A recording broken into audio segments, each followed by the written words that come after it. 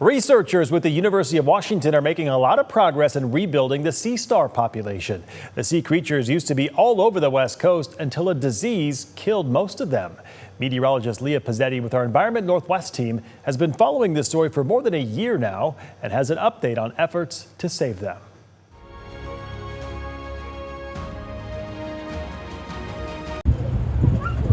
In this Friday Harbor lab, University of Washington researchers have spent more than 5 years growing sea stars from these tiny critters to large, beautiful creatures.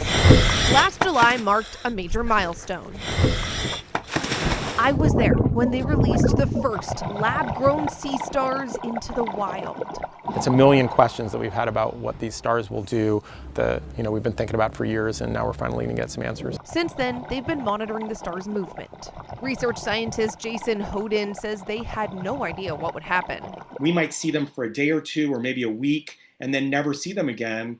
And that could mean that obviously we don't want to believe that they died out there, but it could be that they died out there and we just didn't see it, or that they wandered away and that we just never see them again. But now, about 1 year later, and this success story continues. That's not what happened. What actually happened was we saw at least the 2-year-old class, which I said were about a salad plate size, are now dinner plate size.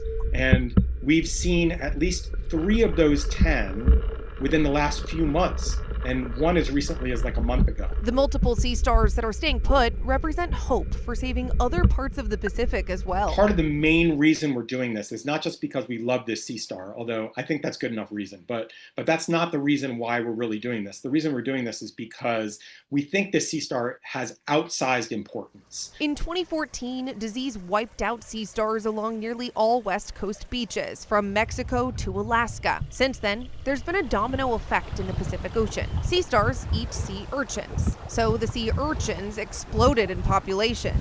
The excess urchins then began eating away at kelp, which was already suffering from warming waters, and the underwater forest was essentially wiped out.